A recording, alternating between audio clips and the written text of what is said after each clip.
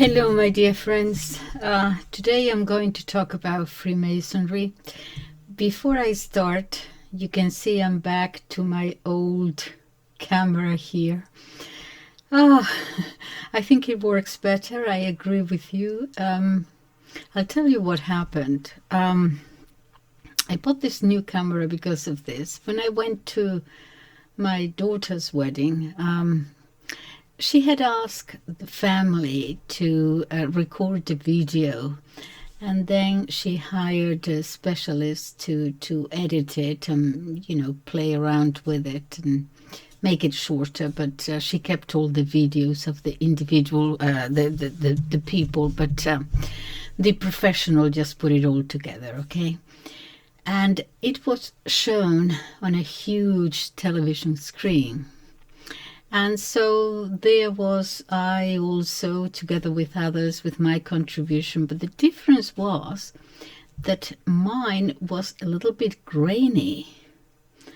And the others were perfect, okay. And when I came on, it was grainy. And then when I came to talk to the editor, he came to introduce himself, said hello and everything. And I said, just a question, the video, my video was really bad. I mean, it was grainy, and he said, well, what kind of camera do you use? And I said, well, I don't know what kind of camera. Is it old? And I said, well, yeah, it's like 15 years old. And he said, oh, that's probably it. You see it. But I said, but I have a YouTube channel, and it looks okay to me how it comes up, And I don't know, perhaps my listeners have it grainy. I mean, they see it grainy, but it doesn't look so to me. And he said, no, but when you display it on a huge television screen, that is the difference. So you could perhaps consider buying a new camera, because many people nowadays connect their iPad or iPhone to a television screen, and it could be that they see it very grainy too. So you could invest in a new camera. They're not very expensive. They're very expensive ones, but the middle of the road also. And I said, oh, well, that's a good idea. So off I went to buy a new camera. And I obviously got the wrong one. So I don't know. But anyway, I agree. It was, it wasn't all that good. So I'm back to this 15-year-old camera, which seems to work okay. So I'm just going to leave it like that, and I'm not going to buy things, because I always buy the wrong thing whenever I buy something. Anyway, back to my video today. There is so much written about Freemasonry, good, bad, indifferent. There is so much out there. What I'm going to do is to separate it into two videos. Today I'm going to give you an overview of how it started, and basically the main principles by which they pursue their goals and interests. Okay, and I will do another one on the effect that it's having today, those goals and objectives and principles.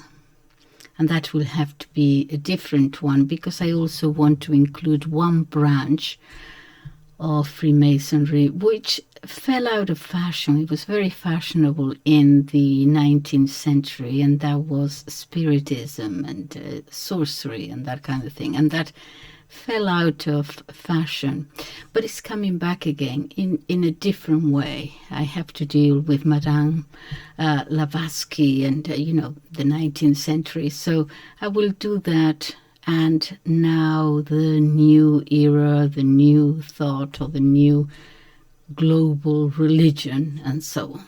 Okay, so let me start then. I'm just going to give you a bird's eye view of the whole thing.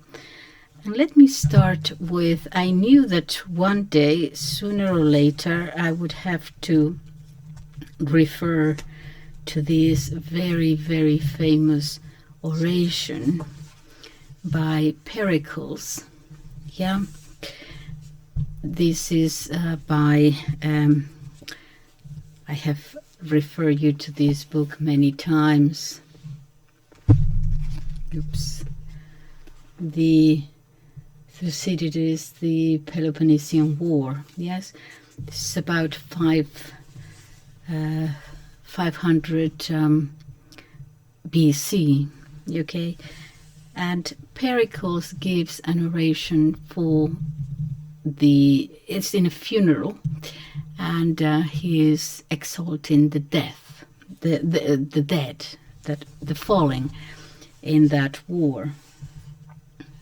And I'm not going to read you the whole oration, but just to point out to something that speaks of bravery and how we might, in today's world, when we see ourselves sometimes in a desperate situation, wondering what has happened to our civilization and to our culture.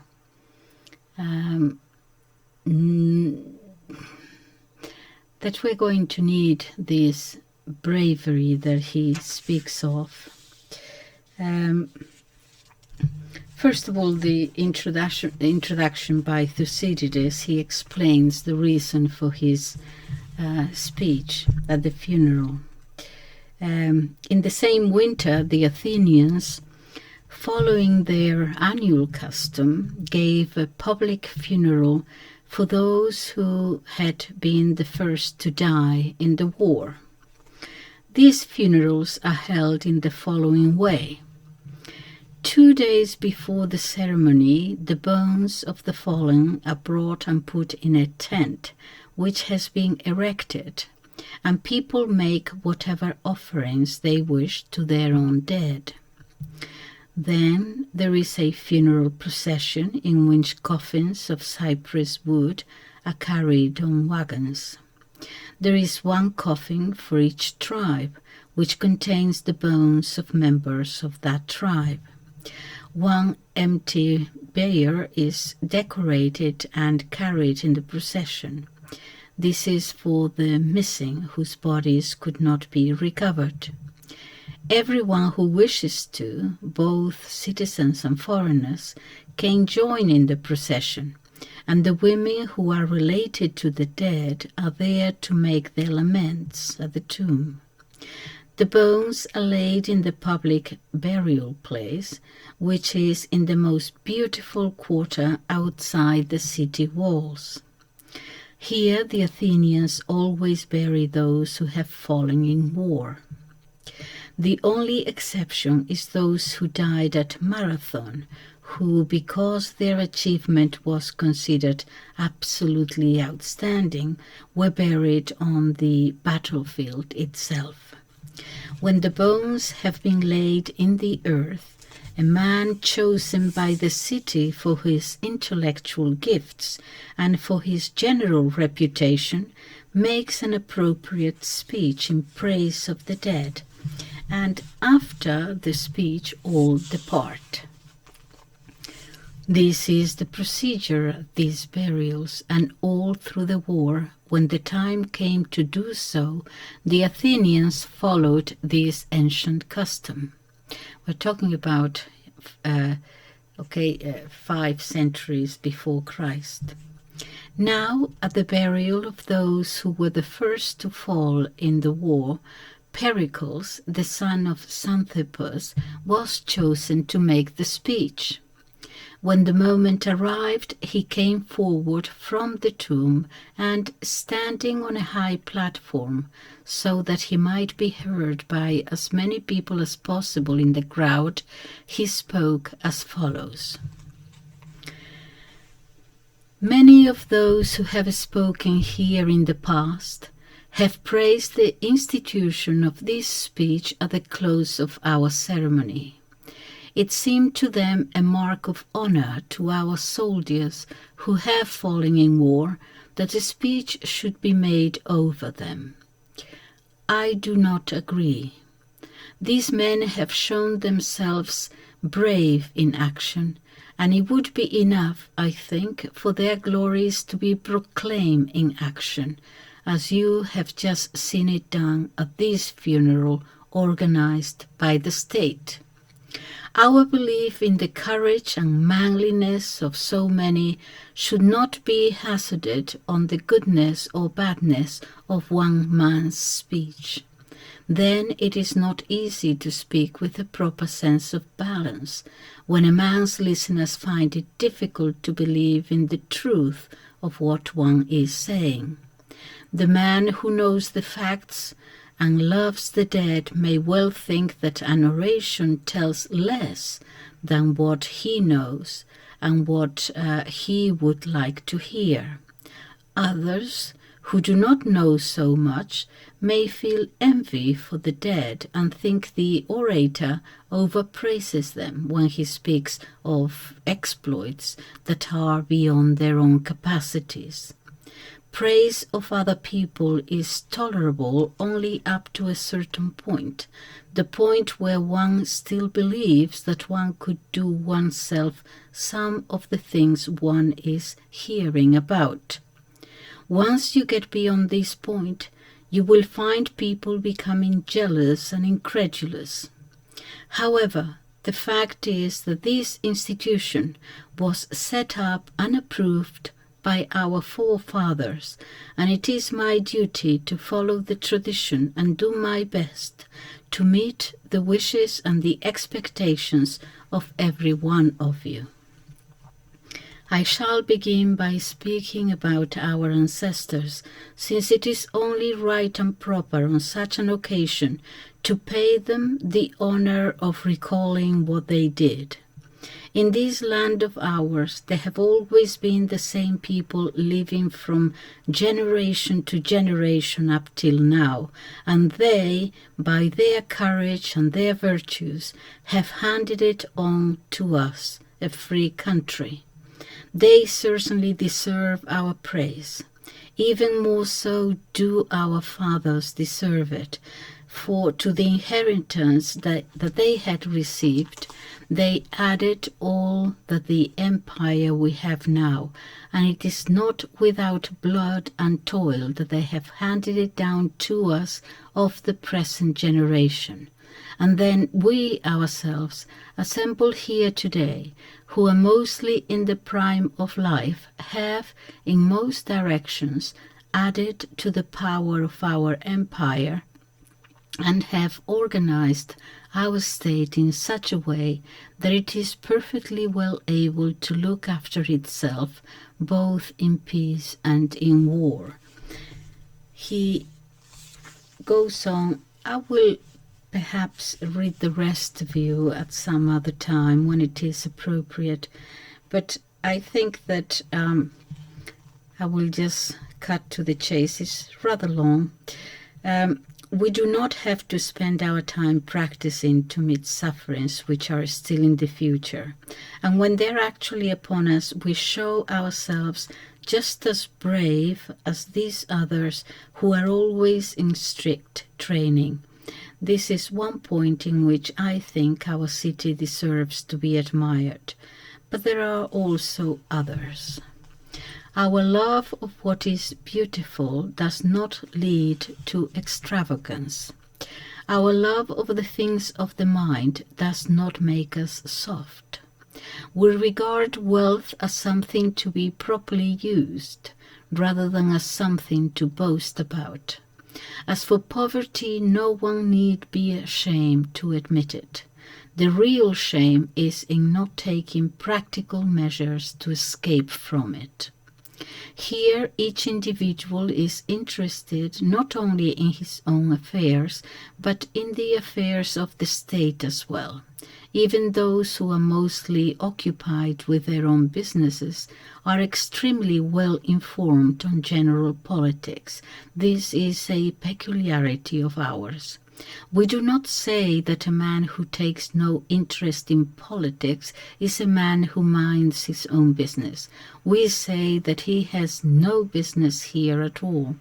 We Athenians, in our own persons, take our decisions on policy or submit them to proper discussion.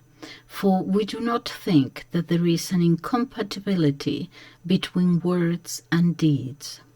The worst thing is to rush into action before the consequences have been properly debated. And this is all this because I want to point out this very short paragraph now. We are capable at the same time of taking risks and of estimating them beforehand. Others are brave out of ignorance, and when they stop to think, they begin to fear. That is just boldness, yeah. But the man who can most truly be accounted brave is he who best knows the meaning of what is sweet in life and of what is terrible, and then goes out undeterred to meet what is to come. I say this because we are going to need bravery. We need to know what we are fighting for or against. We need to know what we want to preserve, if we want to preserve anything. Instead of just boldly going against something, an enemy that we do not necessarily see or understand, we need to know who we are fighting, what we are fighting.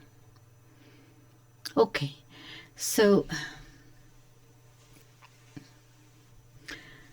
at a time when our civilization and Christianity is being derided, so bravery is needed.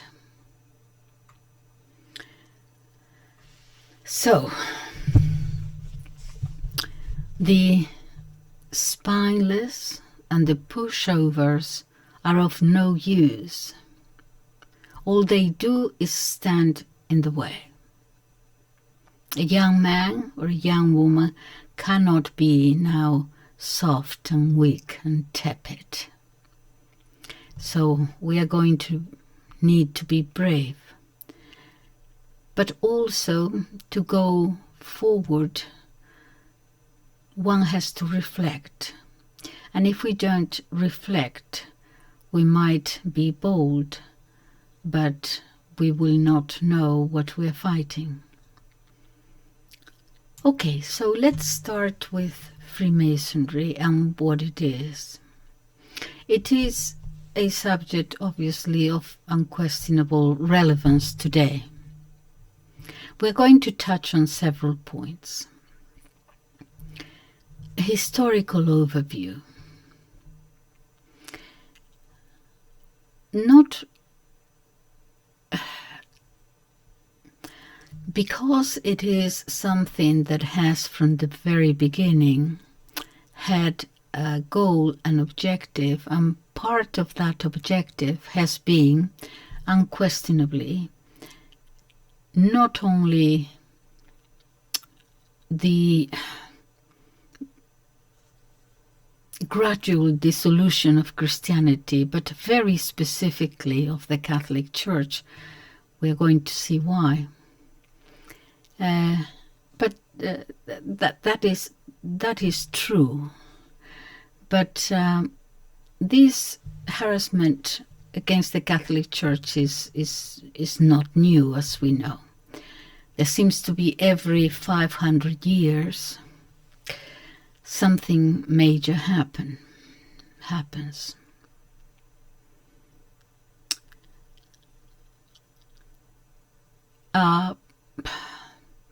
In the year 500, the invasion of the barbarians, pagans and polytheists, Arians also, the Arian heresy, not believing in the divinity of Christ. That was a major battle. 500 years later, we have East and West separating. In the year 1054, we call it the Eastern Schism. So the Slavic countries and Russia and the Balkan countries separated. 500 years after that, we have Luther and the Protestant revolt. And so Central and North Europe left the church. And now, 500 years later, in the 21st century, we have secular relativism. In other words, Freemasonry. I believe that this is very grave now. Relativism is everywhere, and it affects the whole of humanity, really, and all strata of society. Is there in international organizations, is there in the UN, UNESCO, is there in the European Parliament, is everywhere. It is also in the different governments of our different countries. So today I'm going to do this overview, a bird's eye view. Let's go back to the genesis, to the roots of it all. Now, Freemasonry did not appear suddenly, overnight, from one day to the next. It was preceded by, like everything else that is born, by a period of gestation. It is like when you want to heat up water, for example. First of all, the fire is lit. At first, the water seems to remain apparently the same. But then there is a little bit of steam that gets more and more dense, more thick. And after, there appears a bubble here, a bubble there. And then the whole thing comes to a boil. And if it continues boiling at 100 degrees centigrade, when water passes from liquid to a gaseous state, to vapor or steam, if you let it boil, the water finally disappears and the steam fills the whole room. And if you happen to put a nice little fragrance in the water, for example, a little bit of oil, lavender or jasmine, the water smells like jasmine. And the whole room will smell of jasmine, even when there is no more water left in the container.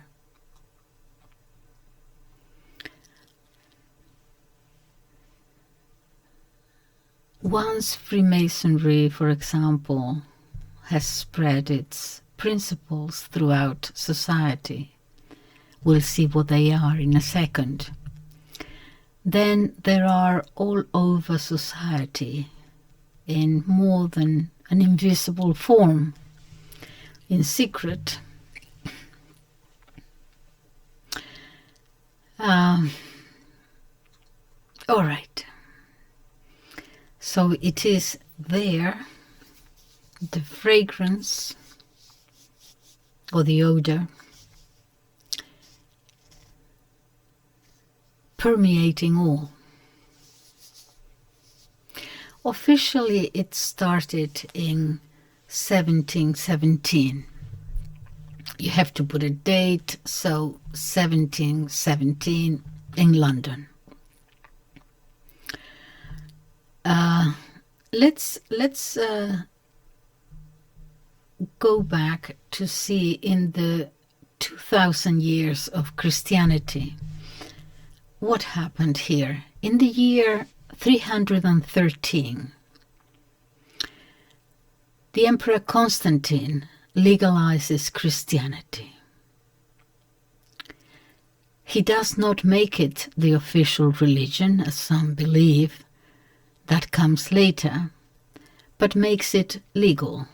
Persecutions are to be over, and the same liberty Christianity will have as all the other religions, the religions of Rome, the religions to Jupiter and Apollo and Minerva, and the mysteries, the countless mystery religions, and Judaism too, which was legal. So Christianity is going to be legal. And then from the year 380 to 392, the great Emperor Theodosius, who was from Spain actually, edicts a series of documents by which the Catholic Church is recognized as the official church of the Roman Empire. So for the first time, Christians have actually a state that is officially a Christian state. Then, not very much later, in the year 410, the barbarians from the north with Alaric, who were mostly pagans or Arians, the Arians did consider themselves the Arian heresy, did not believe in Jesus Christ being the Son of God, in his divinity, and most of them were either pagans or Arians. They invade Rome. And they did what all invaders do, or did at that time, for sure. First of all, they go for the churches. They profane all the churches. And they proceed to do the next thing that they all did. I'm speaking in the past, but this happened not so long ago in the Spanish Civil War. They proceed to violate the virgins, the nuns. An absolute debacle. I don't know what is in the psychic of men. I think it's something to do with humiliating the enemy, the adversary, that they always do this. It's like, Paris in the, stealing Helen. Or it's always this humiliation of women that seems to be part of humiliating the enemy. And in those days they always, and to a large extent until recently, people always go for the nuns for some reason. But in any case, what happened was a debacle, right? So citizens were asking themselves, what happened here? What is happening? The Christians were asking themselves, now that the persecutions are over, that it is legal for us to worship our religion, now that Christianity can spread peacefully, now precisely they're asking themselves, what have we done wrong for God to punish us like this? What has gone wrong? And the other citizens, the non-Christians, the pagans, react in a different way. They say, you see, we had abandoned our gods, the Roman gods, Jupiter, Apollo, all of them, and so we are now being punished for it. The Christians are to blame for this. So you have a division in society, very painful, and St. Augustine sees the situation, hears these two complaints, and to respond to these questions for both pagans and for Christians, he writes that famous book, The City of God. And towards the middle of the book, I have it here, don't know what, well, it doesn't matter. Towards the middle of the book, I think it's about chapter 14, he explains that in the world there are two cities. You've heard this many times, but just let me put it again to you. There are two cities in the world, actually two societies, yes, because the societas is more than just a bunch of houses in a city. But in any case, the city of God and the city of man. One that goes from self-abasement towards love of God, and the other that goes from contempt for God to love of self. The two directions. Now, if I were to ask you, at what time in the 2000 years of Christianity, the first city, the one that with humility of self looks to God, in which in these 2000 years, which epoch represented this best? Of course, there were flaws. We are human beings. It wasn't a perfect society. But which one? I would say that it was the Middle Ages. The Middle Ages, as the Middle Ages, should be honestly studied and understood, not as the Masonic Enlightenment sees it and has explained it to us, that there were centuries of darkness. The people were stranded, lost. The Enlightenment is, the century of light, before they were lost in darkness, and they were full of superstitions, and they were all oppressed by the clergy, etc., etc.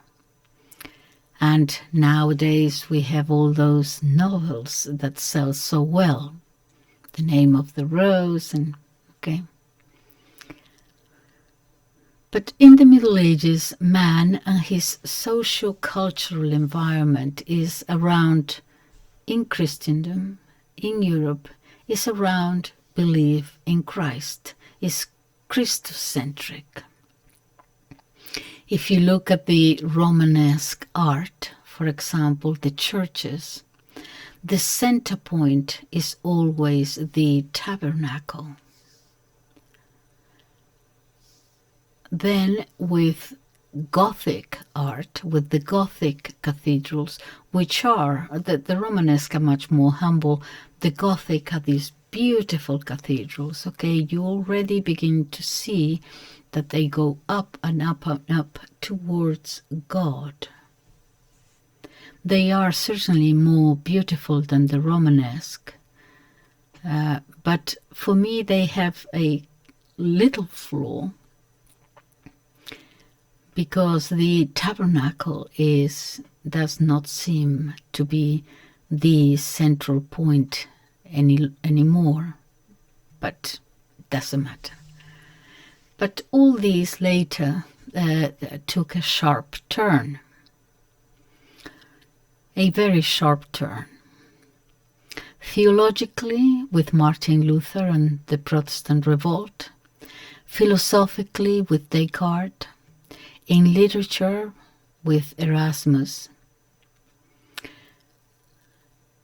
Art, the Renaissance art, instead of revolving as it had always been around Jesus Christ and God,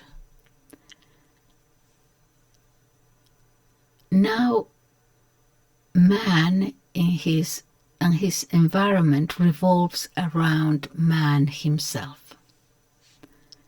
It's another very powerful egocentrism. That is where we are now. In the Middle Ages, the public opinion, if we can put it like that, was shaped by the clergy, or by the church. In the modern era, now,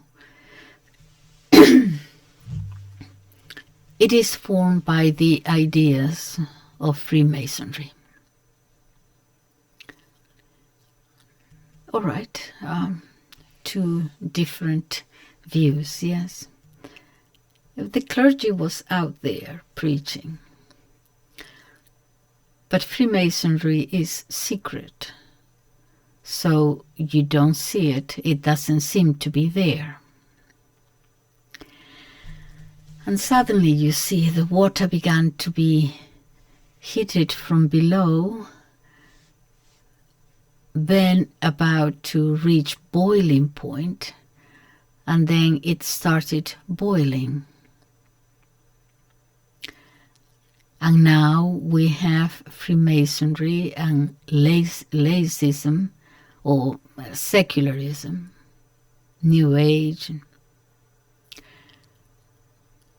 Because when water boils, it boils everywhere, of course, not just on one side of the kettle.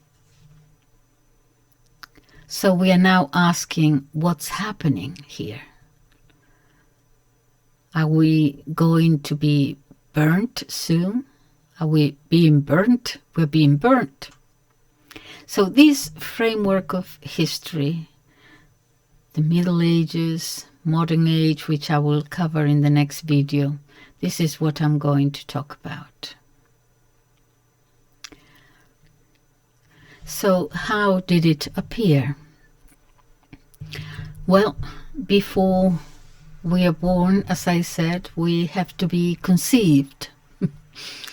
And Freemasonry was conceived in the Middle Ages, when there were fraternities and brotherhoods and associations. Before, in Europe in the Middle Ages, a mason is a French word, yeah, it's also an English word. It means a qualified bricklayer, the builders of cathedrals, of monasteries, and of churches. At that time, those fraternities or brotherhoods were all Catholic. They were all Christian brotherhoods. And they had their patron saints.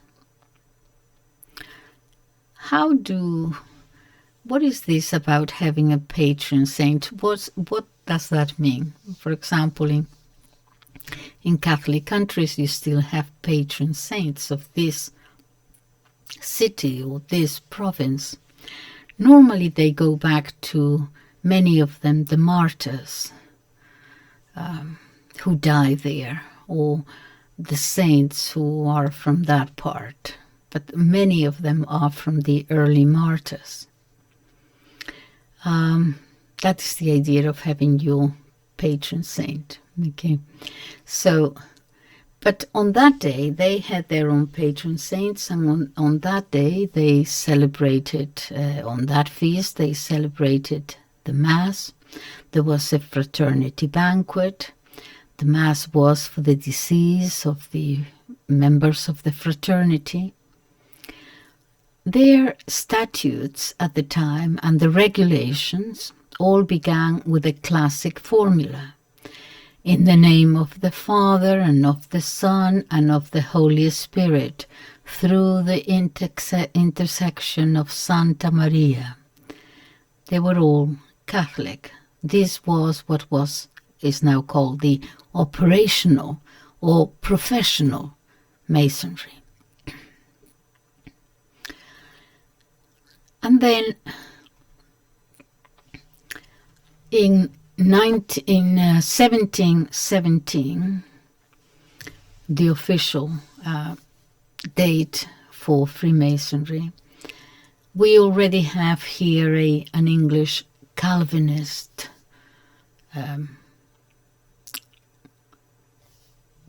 interpretation. They're going to change, of course, those statutes. In 1723, they wrote the new statutes of the Freemasons.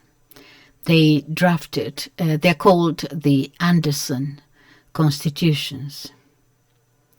And all of them were Protestant pastors. One of them had written books very direct, expressly anti-Catholic. So from this point on, vis-a-vis the Catholic Church, Freemasonry was born vitiated, really. The Catholic Church is going to be a real enemy. Why the Catholic Church? Because you're going to see that relativism is important in morals and ethics and believing God and so on. So you cannot have dogmas. And the Catholic Church has dogmas. So the Catholic Church was an enemy, an open enemy. This is called the Freemasons of England. The English is called the regular Freemasons. Regular because it actually has a few principles or landmarks, as they say, that must be respected. For example, accepting the great architect of the universe. You see it in their symbols, yeah. The G, if you see, yes, there is always a G in the middle. Yes. At the beginning, God.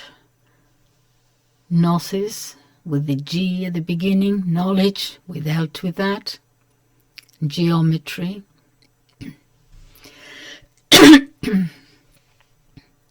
At the beginning, in this Grand Lodge, you also had to believe in the immortality of the soul, for example, and about 15-20 principles.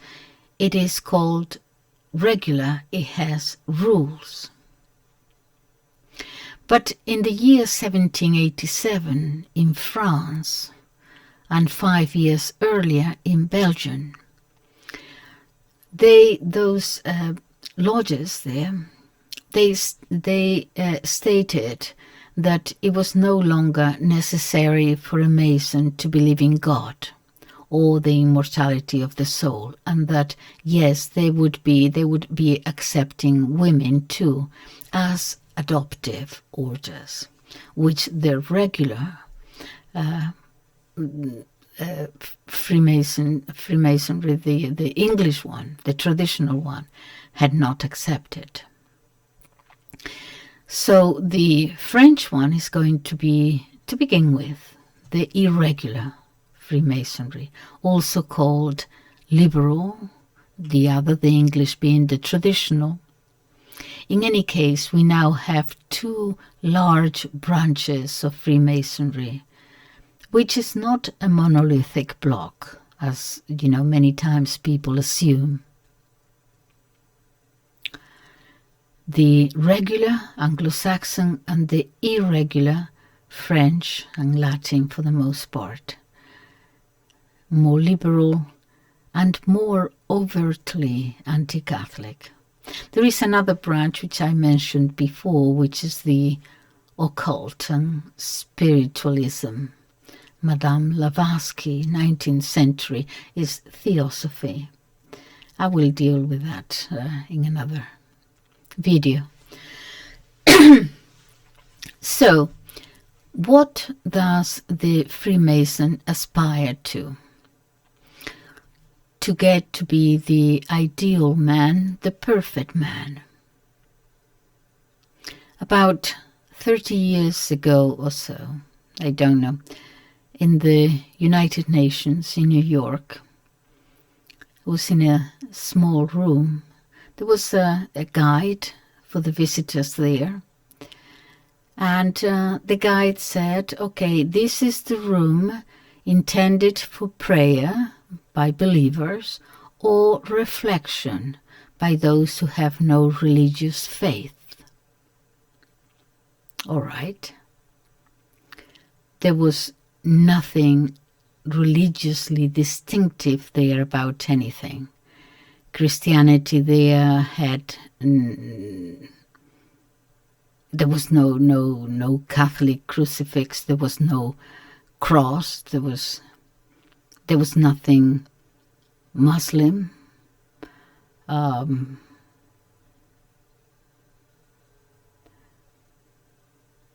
There was no Buddhist wheel. There was no Star of David. There was absolutely nothing. And I noticed a stone there, and I asked, and this stone, what is it? And the guide made a sign of somewhat displeasure and said, let's visit the joint room about something or other. And we all left.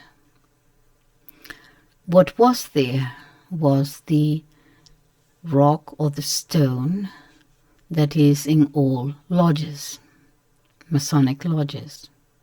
More about this a little bit later, about the meaning of that stone. What Freemasonry in a very large general context promotes is what is common to all religions. This is already there in the Anderson constitutions, that all Masonic obediences have to accept.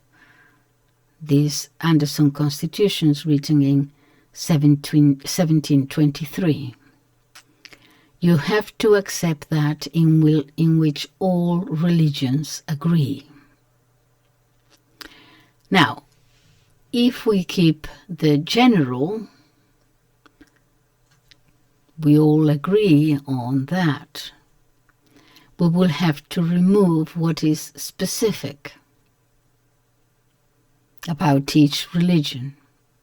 So from Christianity, you will have to remove Jesus Christ sooner or later.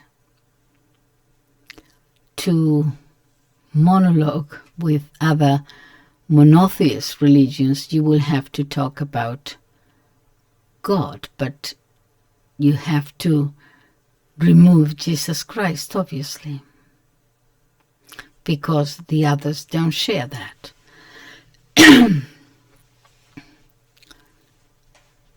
In the operative, because that is called, the new Freemasonry is called speculative or philosophical, yeah?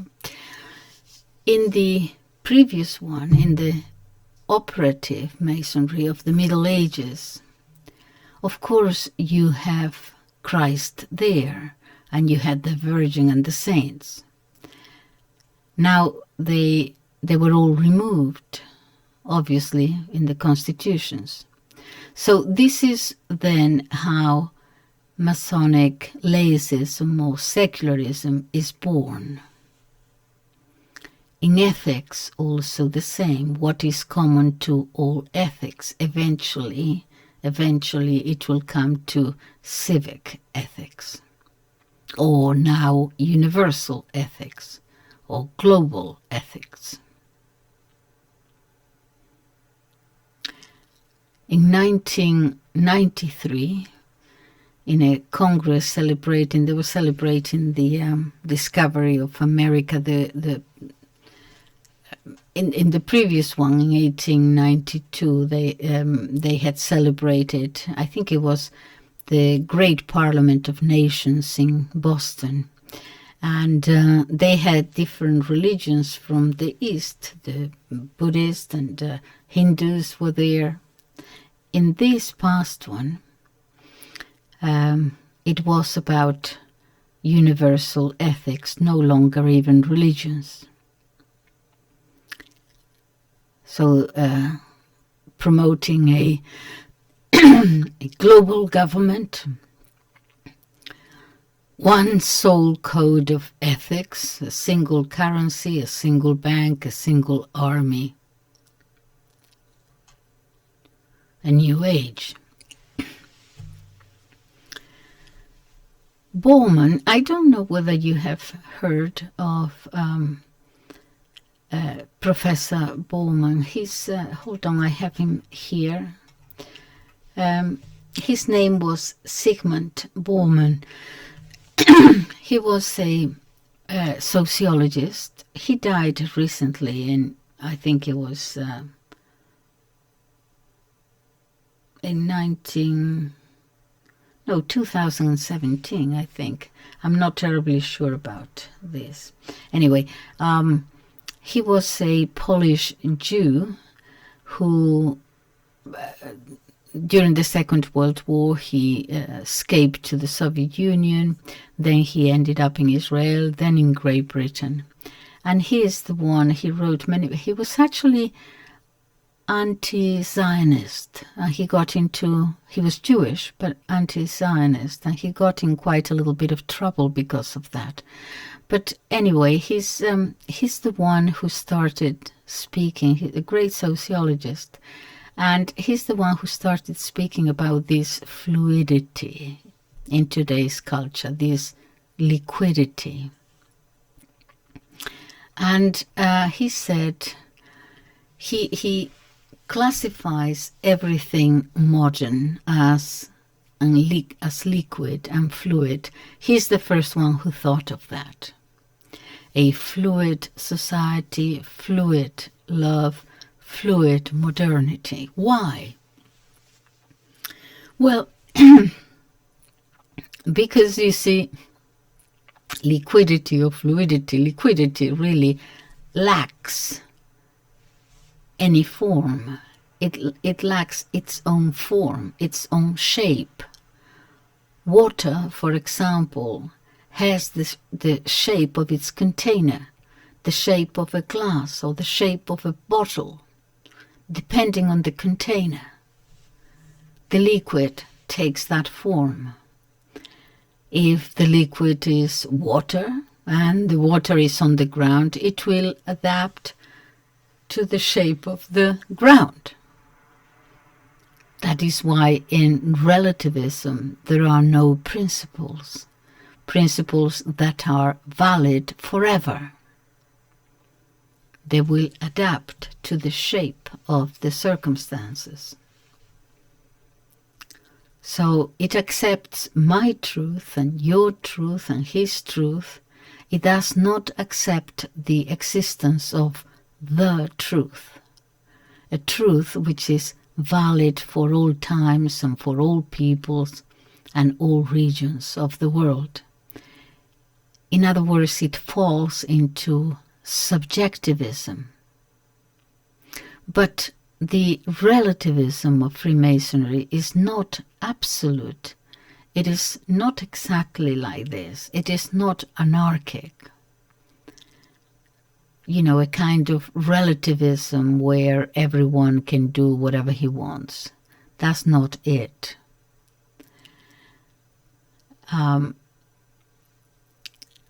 That is perhaps for society in general, the dismembering of society. But in Masonry, it is a relativism that could be called really a historicist or social cultural.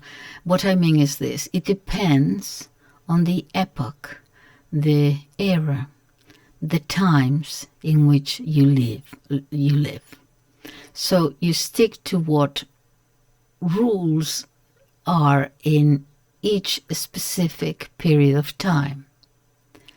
That is why, for example, earlier, 100 years ago, for example, let's say divorce or abortion or homosexual relations, euthanasia were bad at that time. Now, it's not only that they're not bad, it's that they are in fact an indication of progress, we are told. So it is going back to really like the period of decline of Rome, going back almost 2,000 years. Therefore, ethical, moral truths for them depend on the epoch. But who controls those relative truths? Well, evidently society, they say, because they depend on the consensus of all citizens, the majority at least. So,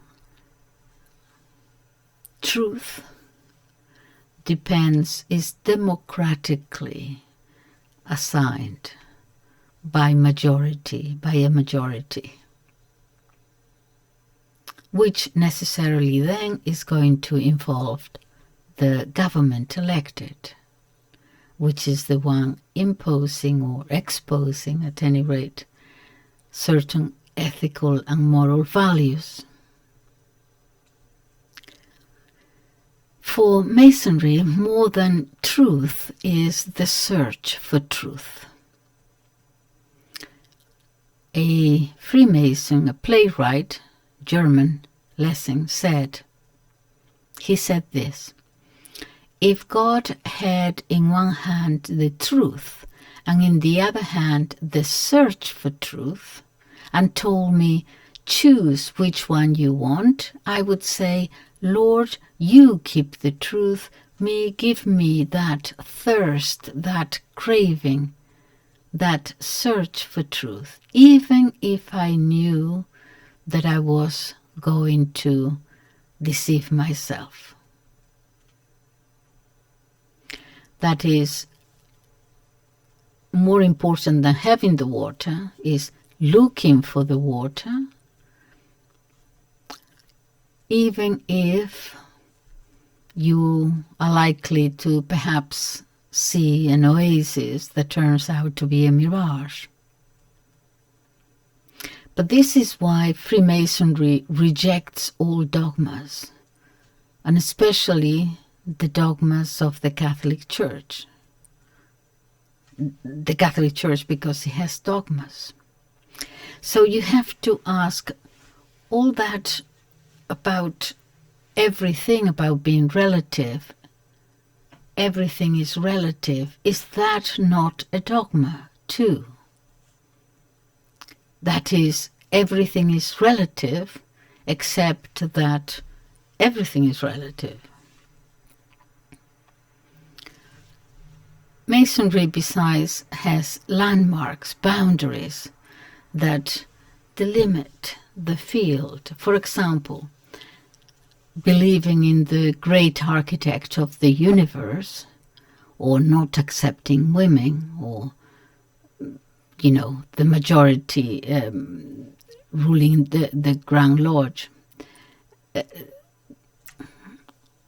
not accepting women in the Grand Lodge, in the regular, in the English one. But as I said, they are accepted now as adopted.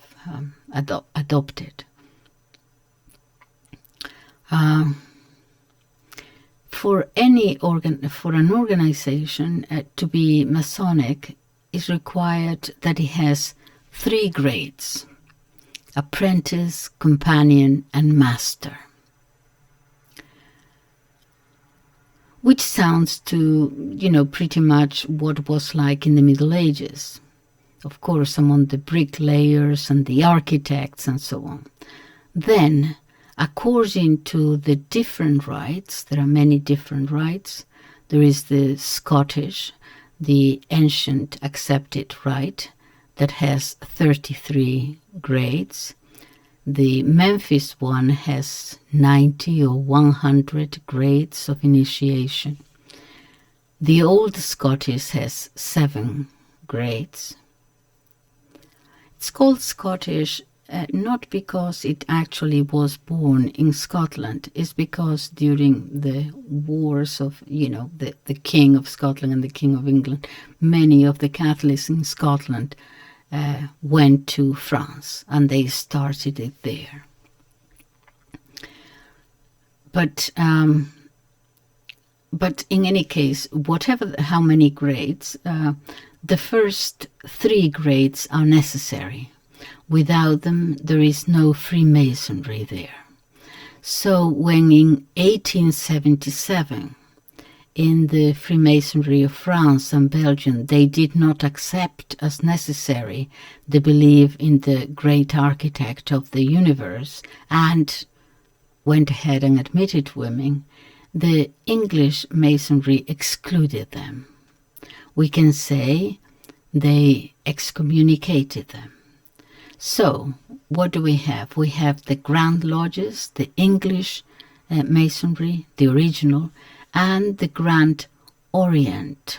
They're called Orient Lodges, which is the French, which, as I said, is even more anti-Catholic and more anti-Christian than the English. The English Great Lodge in 1995 had about 750,000 Masons. Those are the statistics I have. In the US, there is one Grand Lodge in each of the states. Okay, so the first principle is relativism. It's a very effective first blow. Think about it. The second is laicism or secularism. Secularism consists on this again goes back, very early on the non-denominational nature of the state, the separation of church and state, which is a relatively recent idea, 300 years. The state does not have and does not impose a specific religion or a specific set of ethics to begin with, but rather creates a climate of religious freedom in which each citizen can profess whatever religion he wants and can propagate it. No problem with that. That's fine. No problem here.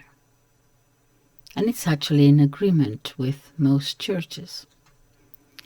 Secularism, on the other hand, tries to confine specific religions.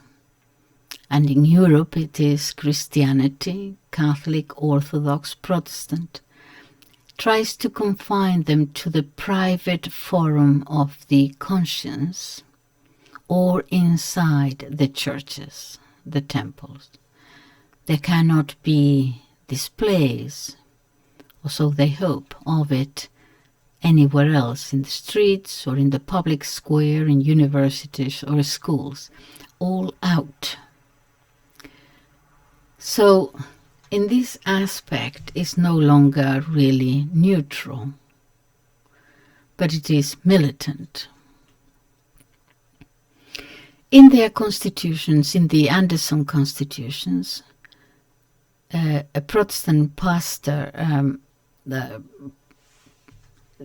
were written by Anderson, a Protestant pastor, in 1723, 6 years after officially founded, so very soon.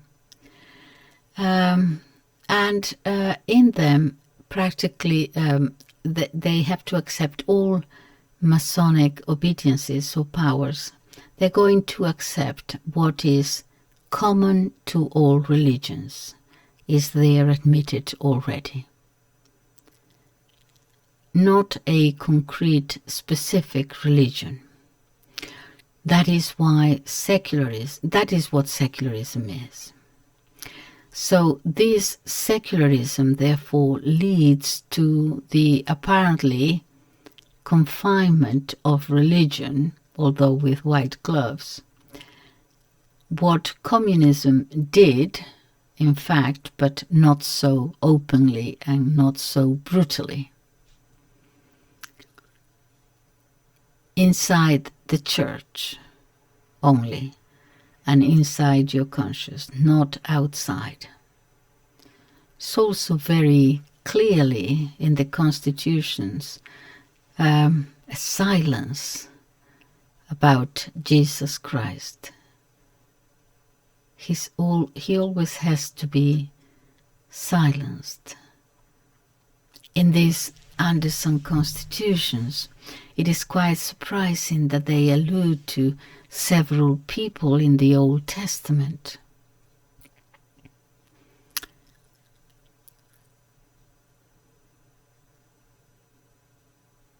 There's something about it, I don't know well how to explain it, that in Protestantism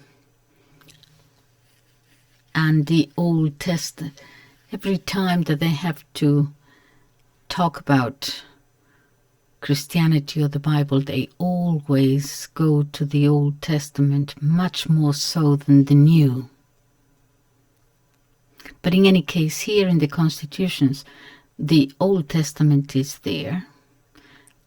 Absolutely fine, no problem. But when it comes to Jesus, not so clear.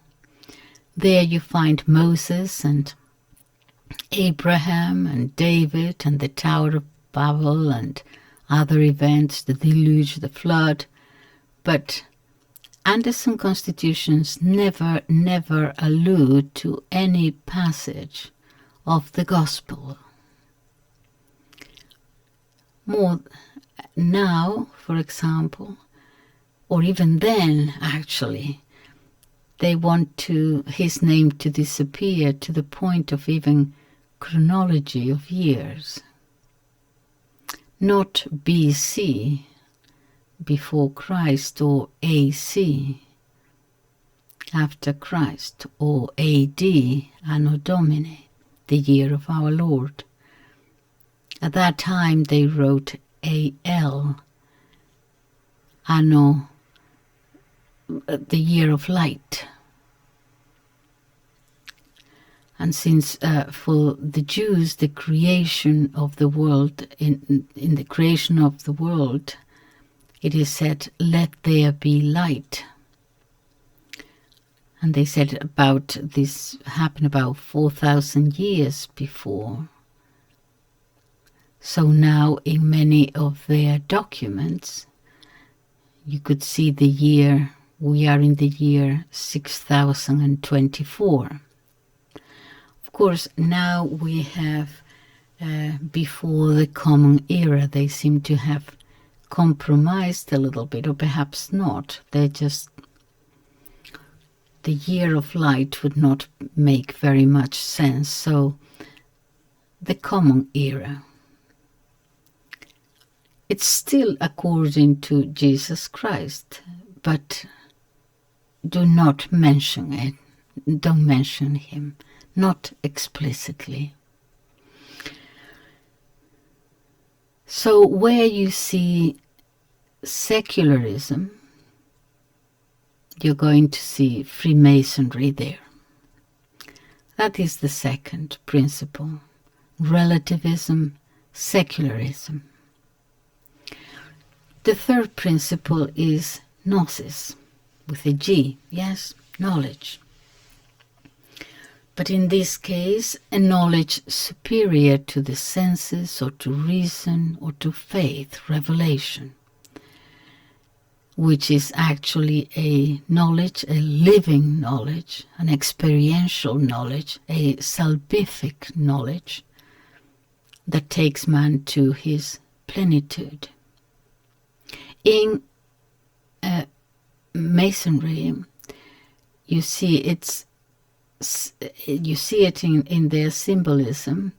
There is the arrow, the altar, with the book and the square and compass. To the left, it has the raw unworked stone as it comes out of the quarry, unworked, which is the symbol of the profane, that is, everyone non-Mason.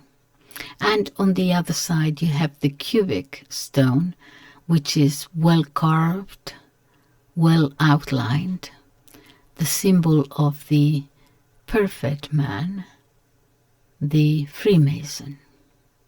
He will become perfect through the initiations and the help of his brethren. And finally, the method, the Masonic method. There are various leaders and directors and writers of Masonry agree in stating that, this is their words, Freemasonry is not a philosophy, it is not a political party or a doctrine or a didactic institution, but simply a method.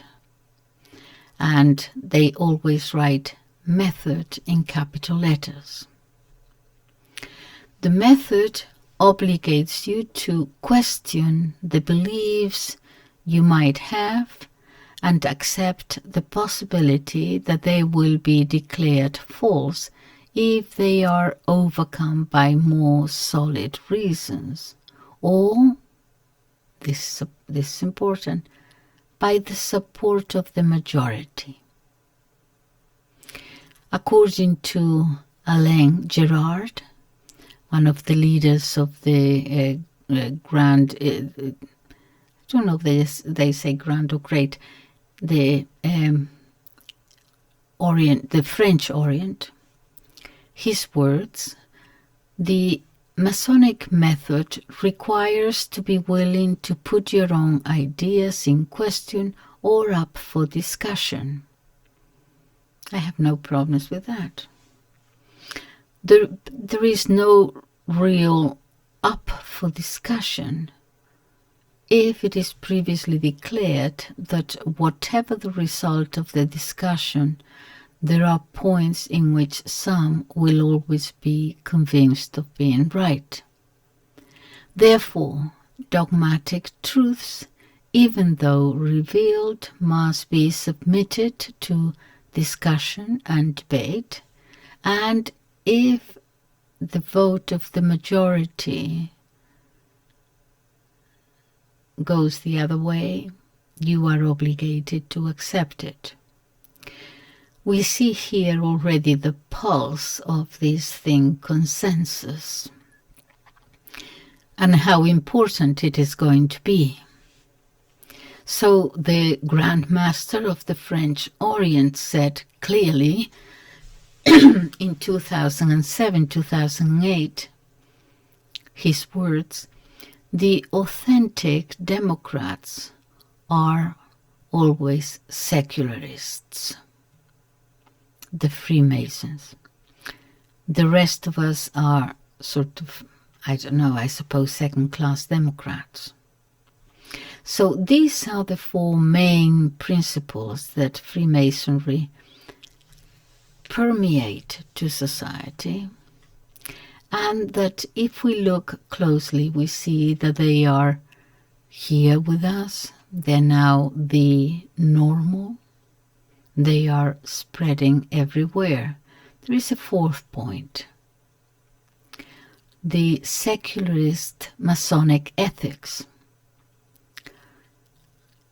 To make, I quote, to make peaceful coexistence possible in plural societies, it is necessary the validity of a minimum ethical code shared by all fellow citizens.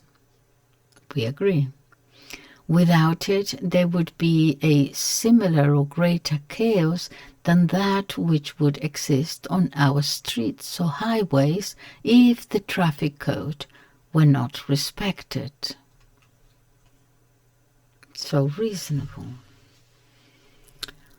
Until the Enlightenment, Freemasonry in the 17th century in Europe, what prevailed was the gospel, the ethics of the gospel, which contains, on the one hand, something that is prior actually to the gospel, prior to the state, prior to the church, and that is natural law on the one hand, and on the other something specific to Jesus Christ and the teachings of the gospel.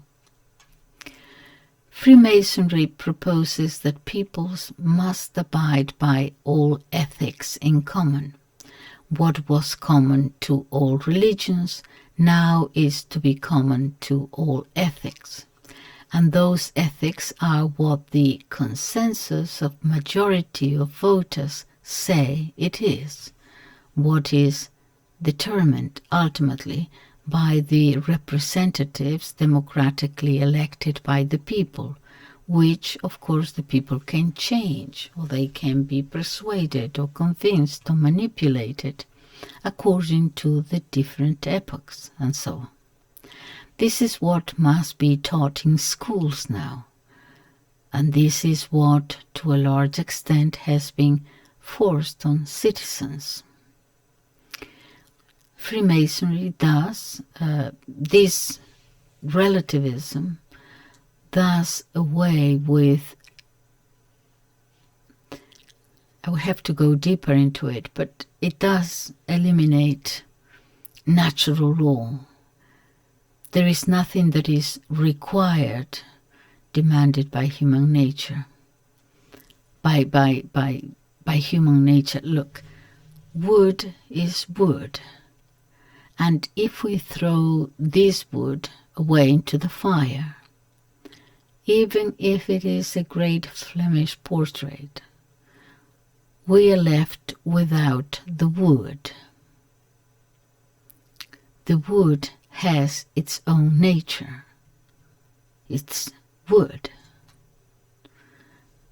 Man has its own nature too. Are we less than wood? Or perhaps are we more like that fluid, liquid water, the water in a glass, the water on the floor? It does not cease to be water, it continues to be water, but if it takes the form of the glass, or no form at all on the ground until it stops spreading, containing itself, there is no more, has it exhausted itself.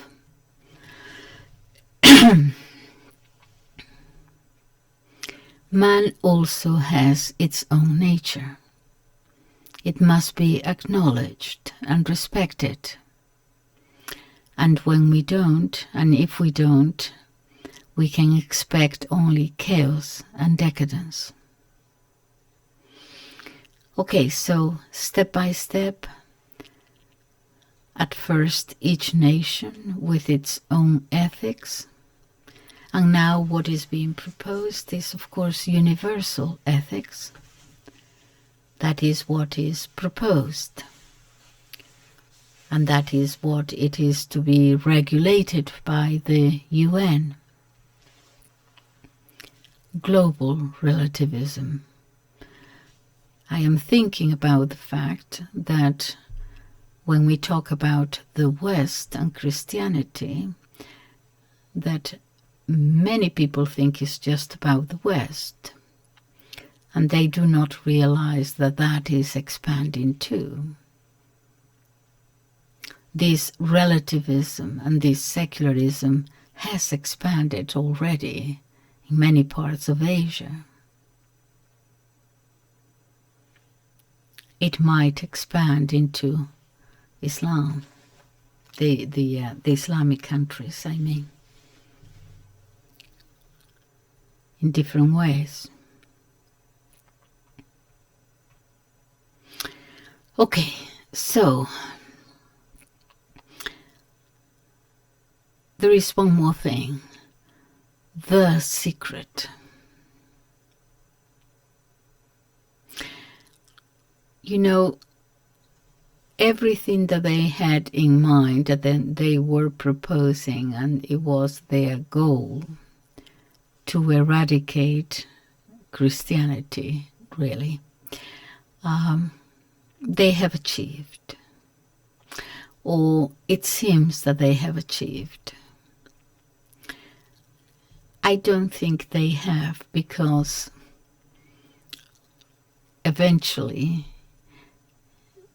since they, in the Anderson constitutions, they go back to the flood and so on, it is very possible that something similar might emerge.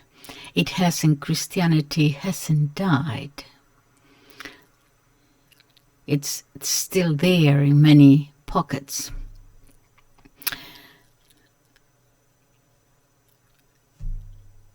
Perhaps that is why there is this incessant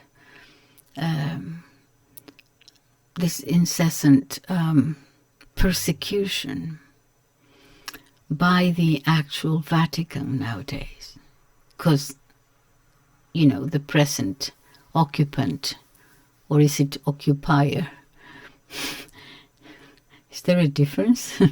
In the Vatican, is actually going against tradition with such virulence, with such aggression. He is one of them. I don't think, fellow Catholics, please don't be offended now. You have to look at the reality as it is. Okay, the Catholic Church was infiltrated by Freemasons. We know that. There are so much evidence of it. And the party was really in the 60s when the liturgy was destroyed. They left a little bit. They don't destroy everything completely, obviously. They have a little bit of it. But it wasn't complete, the takeover. The completion of the takeover they are celebrating now. And this Pope is actually the cherry on the cake, when the actual Pope can actually be sharing in this. Hence, the loathing against these remnants here and there and everywhere of traditional Catholicism is like the thumb in the eye. They had to be destroyed, and they don't seem to be going away. Actually, they seem to be growing, so we must prohibit it, we must ban it. So what I am saying is, if there are any Freemasons listening, I doubt it, but in any case, I would say to you that you are perhaps glorying in your glories.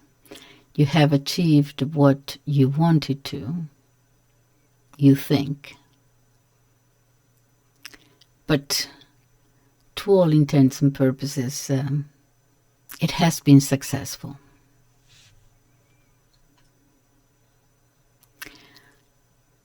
But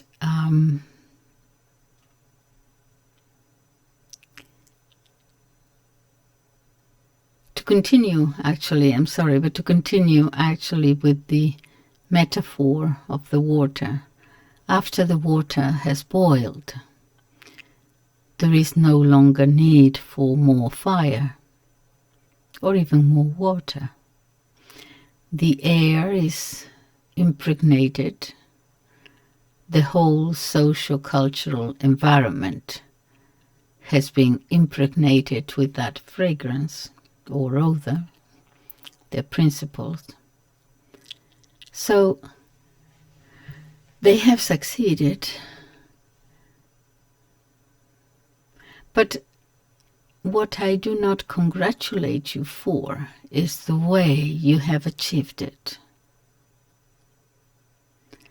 In secret, from behind, by deception, with the cowardly dagger rather than the brave Christian sword, facing your enemy.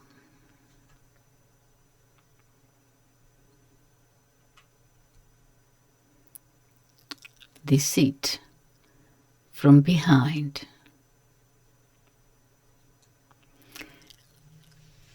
Pope Leo the 13th in his epistle Humanus Genus, that's humanity, the human race, in 1884.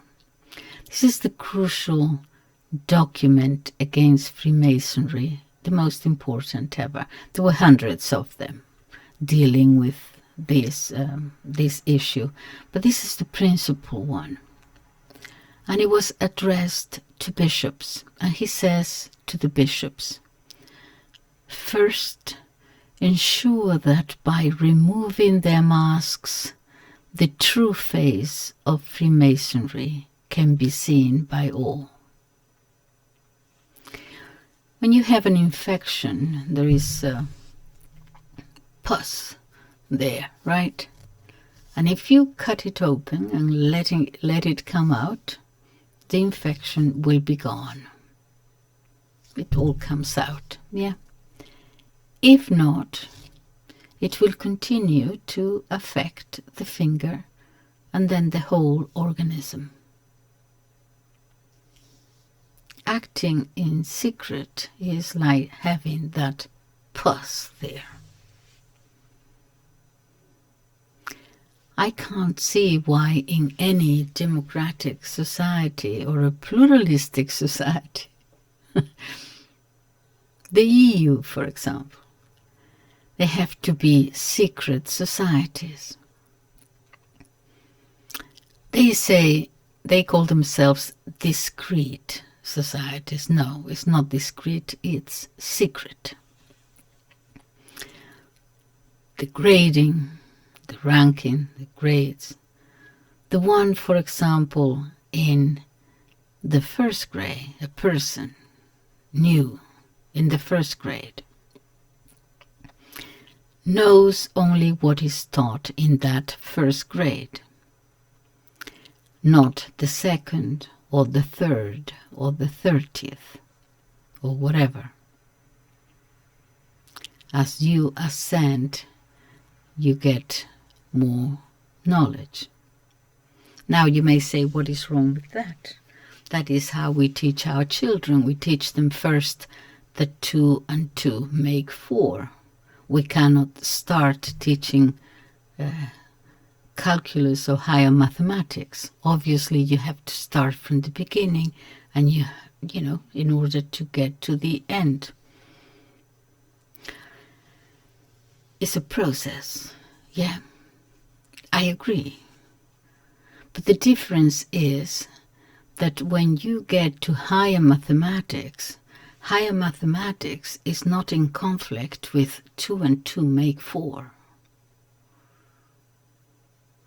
2 and 2 make 4 is not in conflict with whatever you're going to learn in higher mathematics. It is a progression, yeah, a process.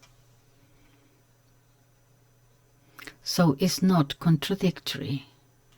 You're not going to find surprises at the end. And you're not going to ask to renounce when you get to higher mathematics. You're not going to renounce the 2 and 2 make 4. You're not asked to renounce anything. It was simply, as I said, a learning process from lower knowledge to higher, a progression. But, you see, however, if a Catholic, for example, in the first grade knew that what he would have to do after being initiated,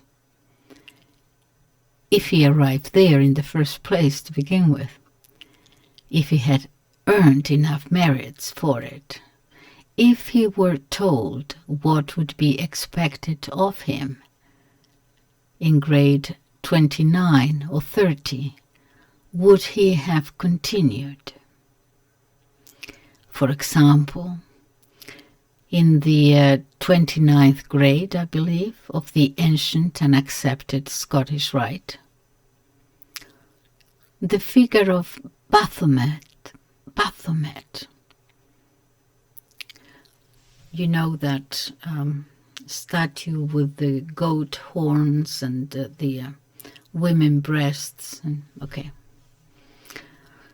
Baphomet is walked, the statue of Baphomet, symbolizing Lucifer, an androgynous god. As I said, the horns of a goat, a woman's breast, etc., etc. That is walked round and round the lodge. And as it passes round, the Freemasons venerate him, making a genuflection, as we Catholics do genuflect before the Blessed Sacrament. But since it is the opposite, they do it not with the right leg, but the right knee, but with the left. Clear. I know it's symbolic, but symbols and rituals are extremely important. We learn through them. We absorb them. I told you many times that in Catholic countries, for example, married people wear the wedding ring on the right finger, on the right hand. Because traditionally the right was for God and the left was for Caesar. Yeah, God and the church and Caesar and the state on the left. So I know that all these rituals were inverted. These customs were changed, little by little, breaking even the littlest things. They genuflect with the left. If a Catholic knew this when he joined, and he's not going to be told this in grade 1, would he go through with it? Perhaps not. It's not 2 and 2 make 4 leading to higher mathematics. Yeah. Would he take that step? In grade 30, they have the 3 skulls there, part of the rite of initiation, the 3 skulls. One with the pontifical tiara. That was done away with, by the way, in the Vatican Council. Another with the royal crown, signifying the Catholic kings of pre-Protestant Europe, the Holy Roman Emperor and so on. And then the third is the laurel crown. And the Master of Ceremonies will tell him, the initiate, that this symbolizes what he has to do, which is to kick or to step on the first 2 crowns,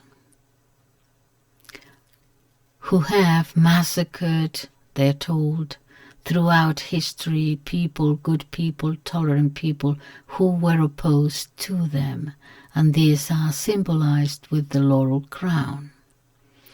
Others say that the crucifix also, you have to step on it.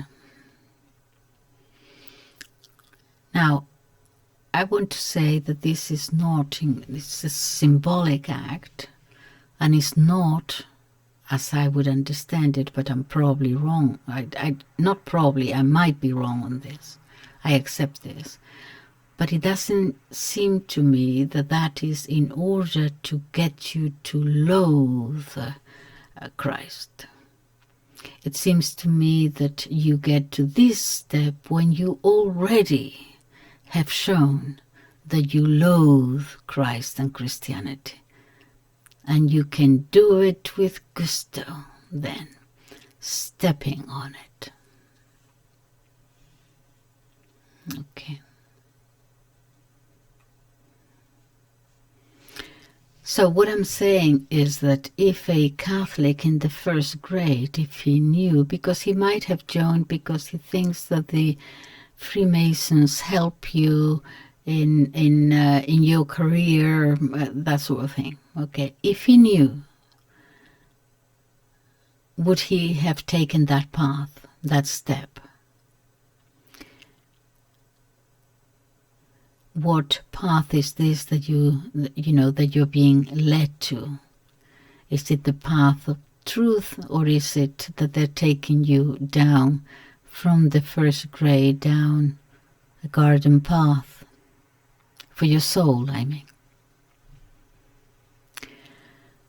They also have front organizations that nobody knows are Freemasons, or almost nobody. Presided many times or directed by people who are known Masons, who do not belong, but nevertheless docile enough to their directives and guidance or guidelines.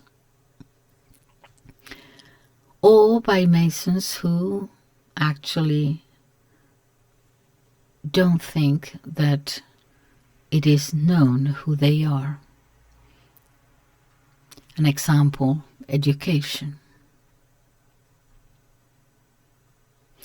Then there are the covert lodges. They are totally secret. The members don't think that anybody knows who they are. In fact, only Masons of grades 30 to 33 are the only ones who know who they are. The rest know only the link above them. For example, in Italy, Lodge P2, that is Propaganda 2, had more than 2,000 members. I'm giving you all numbers, 30 years old. And more than 900 names are documented: politicians, people of influence in society, military leaders, diplomats. These organizations, no one know that they are Masons many times. They are, in other words, camouflage, like the cardinals in the Vatican, or journalists informing the public. People don't know. And you talk to them, and they may very well lead in you without you being able to realize that. According to Giuliano Di Bernardo, who was a master of, in one of the Freemason lodges in Italy, and not only him, others, Freemasonry is based on 4 elements: liberty, tolerance, fraternity, well, now they call it solidarity, better, because fraternity or brotherhood means that there has to be a father, solidarity, and transcendence. What's wrong with that? These 4 elements correspond to the 4 constitutive elements in every field according to Greek classical thought: earth, water, fire, air. Greek philosophers, also the pre-Socratic ones, they agree that there was also a fifth essence, a fifth element, the stars, which was the ether, the most subtle, the divine. That's why the gods were called after the stars, Venus and Mercury and Mars and Jupiter, the names of the gods. And according to this director, Di Bernardo, and other Masonic philosophers, the four elements can be shared, the first four can be shared by any non-Mason. We can have liberty and tolerance and solidarity, but the fifth element is the secret. And this is specific and exclusive to the Freemasons. It can only be acquired by initiation in Freemasonry.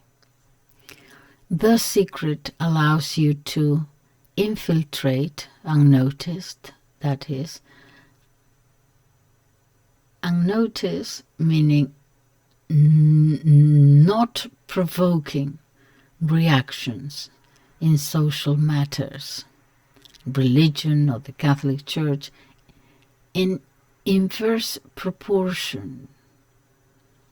They say they're very aware that the recruits will come in inverse proportion as to their faith, or as to how aware they are, or the fidelity that they have to Christianity. The more faithful a Catholic is to the Catholic Church, structured around the Pope and the bishops, and the better formation he has, theological, moral, the less danger that there is that he would become a Mason. The further you remove yourself from the faith, the more risk there is, or you might have, to be recruited and to fall for it.